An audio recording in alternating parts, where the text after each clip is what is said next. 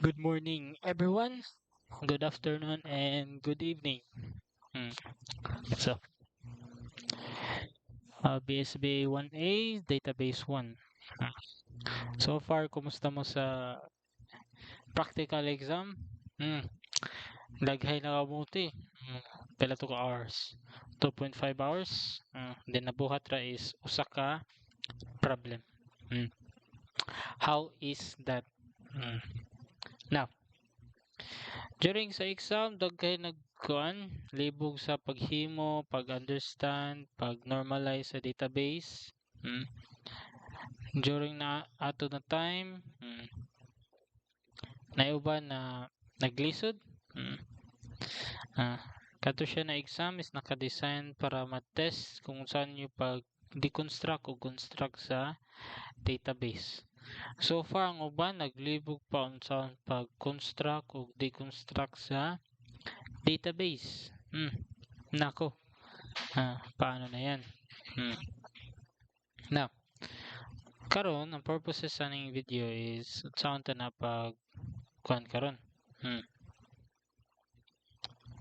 Tuloy ta sa process sa pag deconstruct o construct sa database kay daghay uban diretso ra input dayon then sir di lagi makakuan sir di lagi maka kanimo nimo na. Kay first things first diretso ra man dayon wa sa gi-understand wa sa gitarong kung unsaon diretso ra himo dayon. Mm. Nato sa PPT din nag-demo pagid ko unsaon pag deconstruct or pag normalize sa table but still uban maronging. mm. ha Maronging. So karon i-kuan ta na ron. Okay, ato na siya i-perform. Now unsaon na siya pag perform ron, that's the question. Kana siya now kani hala hindi so muna siya ang document ro na ako gi-send sa inyo na siya problem 1, problem 2 o kani siyang problem 3 kani. Now makita niyo na uban na question sari kani wala na ako gi-appel. So kani siya kani ato i-perform ron kani problem 1 unsaon man ni siya pag deconstruct. Kani siya. So i-kuan ta ni try ta ni og print screen. Full screen print ta na. Paste na to ari kung ma-paste ba. Yun. So kani so balik ta sa drawing board kana siya. Okay, now naglibog during sa pag-create ani ano. So kita na to ni ari aron ay zoom in ta ni. Now sa problem 1 mostly uban sa inyo is naghimo ra og duha ka database then inyo nag-input ang database ang data dayon then mahibong mo nay error nga naman na. Now di ba sa primary key dapat wala toy magkaparehas or duplicate key. Okay, for example kani siya na change na tong color.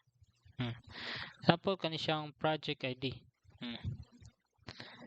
Kani siyang project ID is primary key na siya.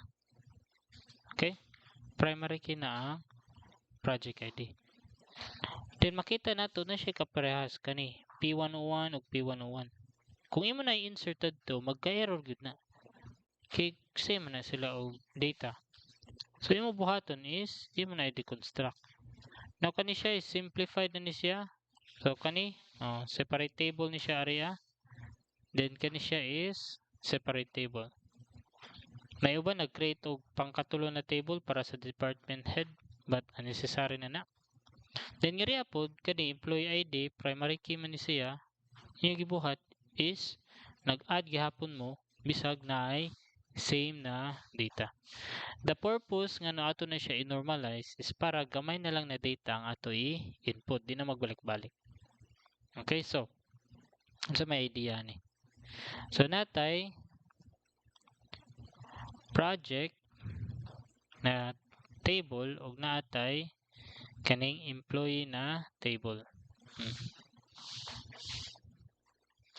Nasa project natay ID which is primary key ni siya. Then natay project name. Kanara. Kani usa na ni siya ka entity with properties. Then sa employee natay ID which is primary key og employee name kana. And then natay employee department kana siya og department head kana. Another na po siya na entity kana. Now kani siya is basically naka-separate na ni siya. Nanata sa sud sa third normal form. Now, unsaon tani kaning project o kaning employee is connected. Kaya makita man nato ni sila na connected ni sila duha. Kana, connected. So, unsaon tana? So, dili na ta musud mag-create og bridge table. So, project employee table or project assign unsay pangalan niya na. So, ngari nato ra ibutang isang project ID ug ang employee ID. Kana ra. Problem 1 ra na. Pinaka simple na part na problem. Kana. Ngari pwede na ni 1 to 1 then ngari 1 to many. Naman na siya to i-create na ARD. Now, saan na to pag input sa data ni? So, ngarita sa to workbench ron kani siya. So, ito sa to SQL connection root kana. Now, ngari andam ta ni siya kana. Kaya ngari sa home mag-create ta first og ERD. Para pag create nato sa database, igura ta copy og paste sa SQL. Ngari add tag panibago. Kana. Then add ta og panibagong diagram. So i-follow to nato ang naari kaning idea. Follow ta na i-create ta na area. So first, saan to pag-create og table kani place new table sa duha og tulo. Karon i-edit na lang nato. Double click. Yung table 1 is projects. Kana. So column name ID primary key and not null. Then project name. Now, pagpangan sa new variable, always good practice wala spacing there, ha? Okay, during sa pag-create ninyo sa database ani, diri mo madali, diri mo matalay. Ay buong mo sakto inyo kuan but may error to kay inyo gibut nga space nira. So kana siya. Mura na. Then next sa table, kanina pod nga rin nato himo nang sa employees. Kana. Then column name ID. Primary key not null. Then sa patong data na needed niya, employee name, department o department head. So ngari name voucher gihapon. Then sa pato employee department. Asa na department, varchar gihapon para simple. The next ang department head. Ngari department head. Kana puro sa varchar. Kana ra siya. Then lastly, create na nato ang pangkatulo na table. So ngari ato ibutang employee ID int, then another kani dapat din i-uncheck ninyo kay walay primary key ari sa kaning katulo na table. Project ipangan nato project and project employee kana para mausa kani i-uncheck ninyo yung primary key og not null. Dapat not null ni siya, dapat na nisod. Then kaning usa is project ID na dapat din siya varchar but integer ni siya. Kani kana kanin ada nagkatulo. So delete na ni. Delete selected. Matanggal. Balik tari select ni. Okay kana. Kana ra. Now, next ani is ang pag-connect na ni. I-connect nato ang employees ngari sa employees, ang project ngari sa project. Now, during sa foreign key, dili mo ngari mag-connect. Kung asa ang nang primary key, ngari gyud mo kung asa ang foreign key. So kani siya project employee. Then ngari ta foreign keys, ngari na to ibutang. Employee, shortcut ra nako ID. Reference table sa employees na table. Then ang i-reference is ang kani siyang employee ID. Then ang ID na column sa employees table. Then ngari project ID, reference, projects. Na i-connect is ang project ID ngari sa ID sa project. Kana makita ninyo connected na. Mana na siya. Kana. Mana na. Kana. Next step ani is pag-create sa database. Saya na lang ni since nahimo naman ng ERD, pwede na nato ni i-right click. Kani siya, right click. Then copy to clipboard, then balik na tari. Paste na nato ari ang SQL command. Kana. Balik na po tari.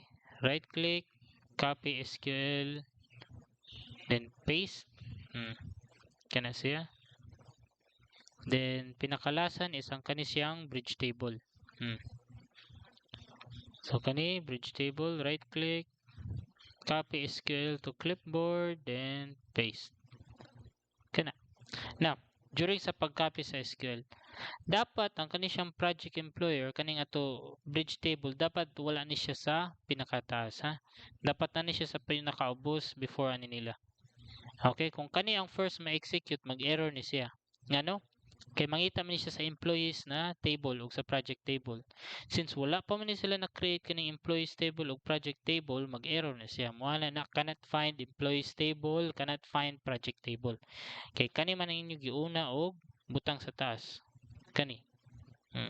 So dapat kani sa unay ang nasa taas, then before ni siya ma-create. Now, one next thing is asa ni siya na database i-create. Kani siya kaning MyDB. One thing po na makaligtan ninyo is pag-change ani. Inyo ni i-run bisag sakto inyo arrangement mag-error gyapon siya. Kay dinhi niya makita na database. Kani. Before mo magkuha na mag-create sa mo og command ari kung asa i-create na siya na database. So mana og create database, then ang pangan sa database. Since ang pangan ani sa database is problem 1, ito butang problem 1 db or ato ni siya word 1. Then after na mana ta use, then ang pangan sa database kani paste kana siya. Now nga nagbutang man tari og use. The purpose sana is para dili na ta mag-sig copy paste ani. Pwede na nato ni siya i-delete. Tanan table na to i-create under aning database area masud na dira. So pwede na ta na i-delete kana. Kani pod tanggalon ta ni area o ngari. Mao magamit ta og use. Now, kung inyo nyo siya i-run, mag-error gyapon ni. Ngano? Tungod ani. Not valid position. Nangitaan ng semicolon error. Every command kaprasa ning create dapat i-end na siya og semicolon. Kana. Then ngari pod semicolon.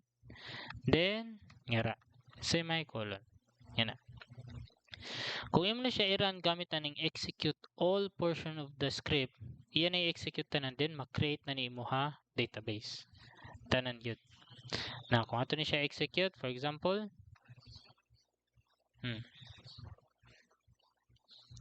then ato ni i-refresh ang schemas.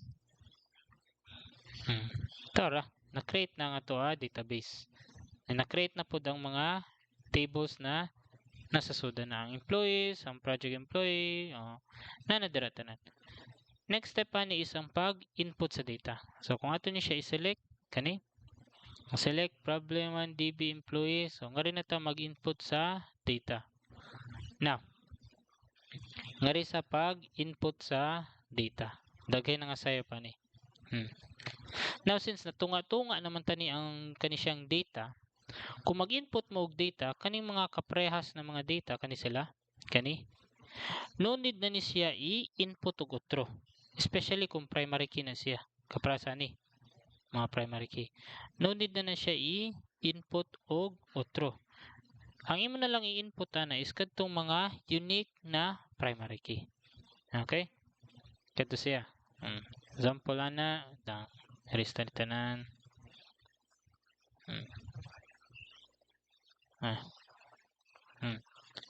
Example ana, kaning John Smith o John Smith.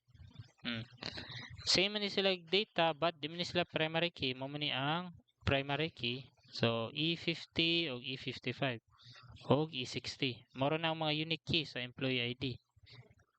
Now next, nga sa project ID, ang unique key ra is P101, P102, P103. So unnecessary na ni siya i-input. So mo man ni siya ang primary key. Kani okay ra magkaparehas kay not primary key man ni siya. Hindi man siya primary key, kanira man. So moro ning ato i-input. Okay? So balik ta sa data. First na to but nga og data is ang project na table. Ngari. Exit sa tani kana. Ngari ta sa project table. So pag input tani, pwede mo mag-insert gamit mo sa insert command dari. Insert, pwede na.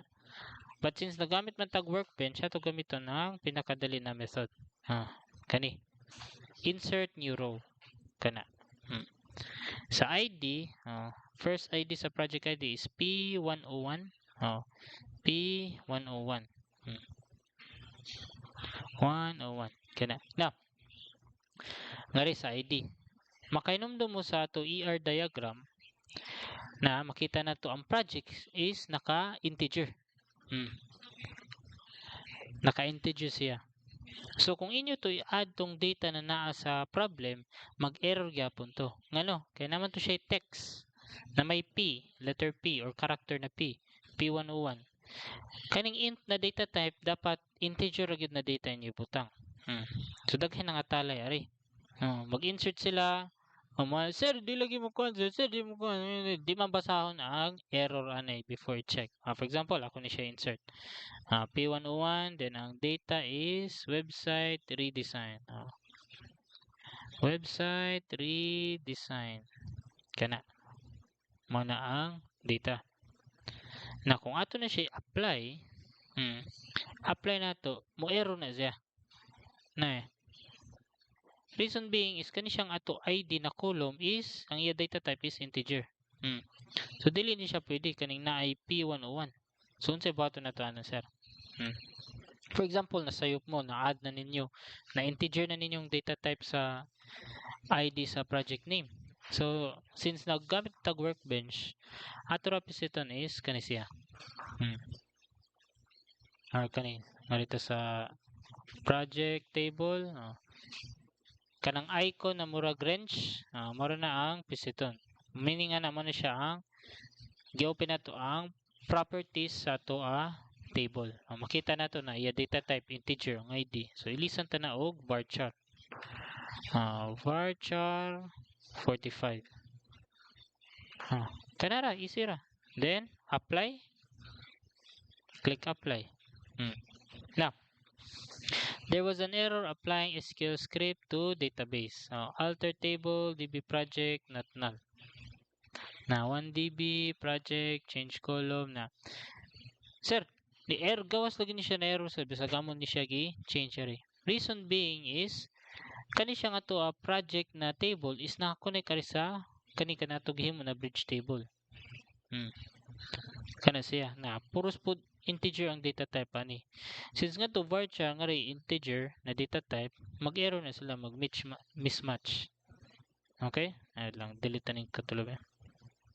Delete selected. So kani change na to varchar 45. Kana change na to area. Then kani change ay na-add man ni. Kani varchar 45. Dagay na nga talay ari. Now sir, imong gibutang to sir kay P101. The purpose gani kay i-solve ninyo inyo i-conform into a third normal form. So ang inyo goal ato is inyo i-configure ang database na ma-fit to siya ang data. So ang nahitabo, wa ninyo gikita anay ang data, diretso dayon mo himo sa table. So mo na nahitabo ron, every time mag-create mo table, mag-error siya. Kaya ninyo gikita anay. So since na-change na nato sa bridge table, kaning project employee, na-varchar na siya. Report sa employees, i-change na to. Instead of integer, varchar ni siya. Kana varchar 45 para consistent na. Na din siya advisable in real world creation of database. So click apply. Ay wait lang, apply na to na apply nga to sa kani siya. Apply. Apply this error script referencing table column ID for key constraint are incompatible. Okay, integer man siya.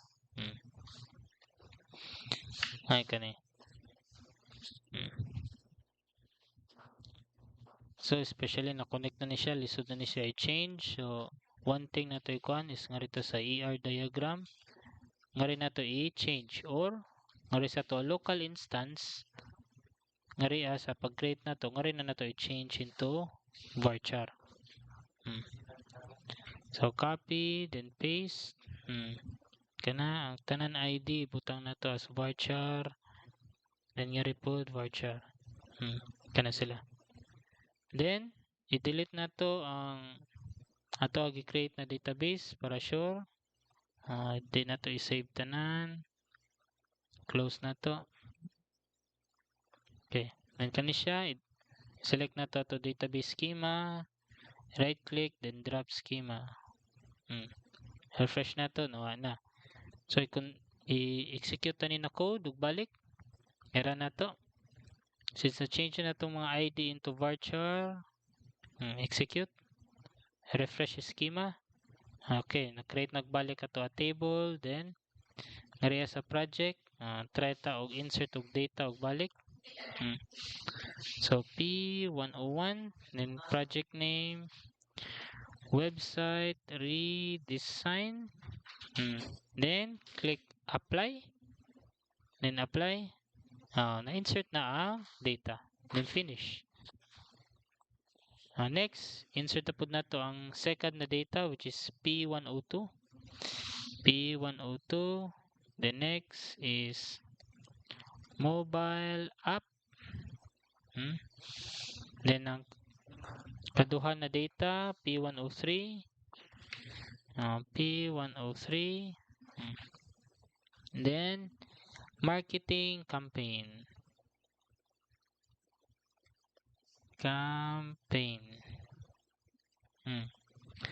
Then click apply. Successfully added to the database. So nanay data to data ito table na project. Refresh to niyo na. Wala error. Next, nga rin na punta sa project. Now, kung ato i-open na to project employee to bridge table na wala tayo way maka-insert og data. Reason being is ang ato employees na table wala pa isud. So kailangan nato butngan og data ni siya. So add ta. So sa ID E50 then ang name sa employee John Smith.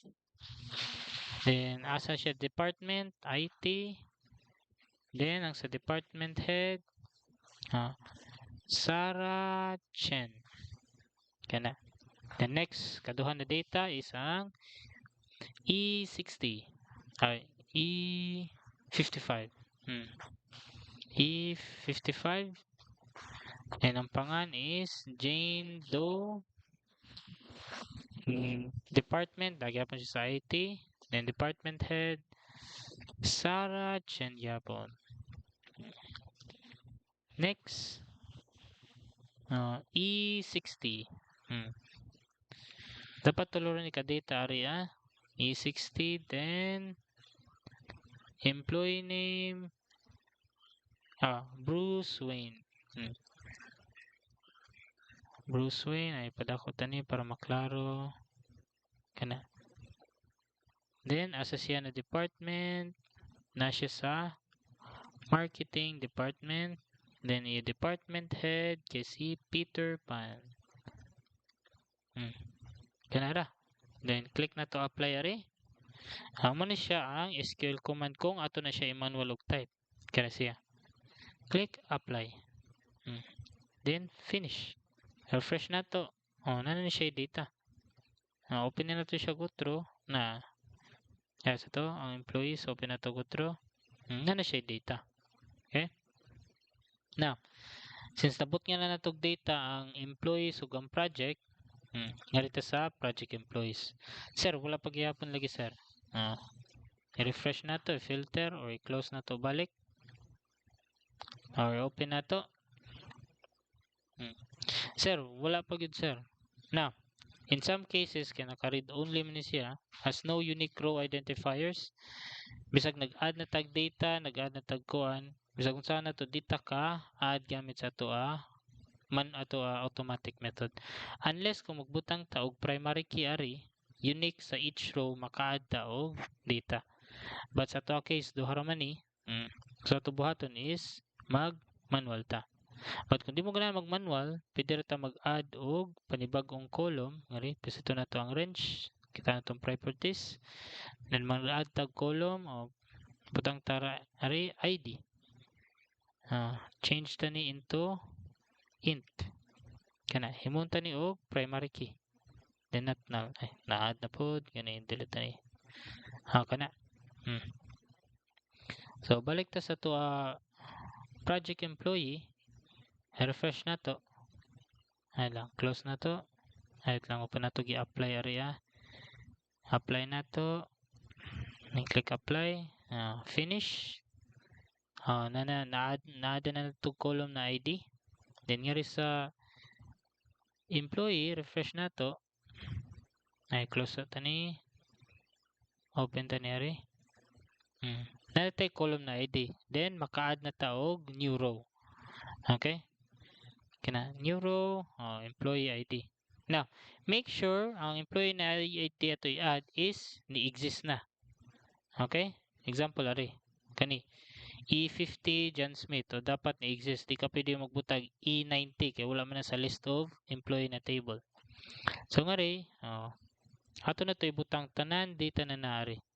So, butang na to employee ID E50. Then ang project ID is P101. Then ang ID 1. The next na pod. Butang na to E55. E55 ay 55 then P101 gyapon. Now nga ri pwede na ni magka-press na data kay foreign key naman ni sila. So okay na na. Nga ri 2 then next na pod. Sunod kay E50 gyapon. E50 then ang project ID is P101. P10 today. Then ID number 3. The next na data na ito butang is E50 gyapon. Nabutang na ba? E60. E60 then ang iya project ID is P103 ID4. Kana ra. Click apply. Na-execute na nato siya successfully. Then finish. Muna na siya. Now, saan ito pag-confirm sir na naana ni siya? Na-add na ni. Dili na mo gamit sa kadtong join. May join na nato. So, saan ito ni pag-join? So, muna tari. Kani problem ID. Muna ta inner. Create og panibagong line. Inner join. I-join na to ang employees on kani siya sa gikan sa project employee dot then ang pangan sa column is kani employee ID is equals to employees na table dot ID. Kana then i-join sad nato ang project ID. I-copy ra ring sa taas. Projects na table. Employee gikan sa employee table kuha na to ang dot project ID then ngari instead of employees projects dot ID. Execute ani. Display na tanan. Kana na. Gawas ang department ID, tanan data, employee ID. Na kung ganahan mo na ang mo display ra is ang kadturang nakapra sa problem 1, ang mo display ra is ang kani sila. Transfer na tari.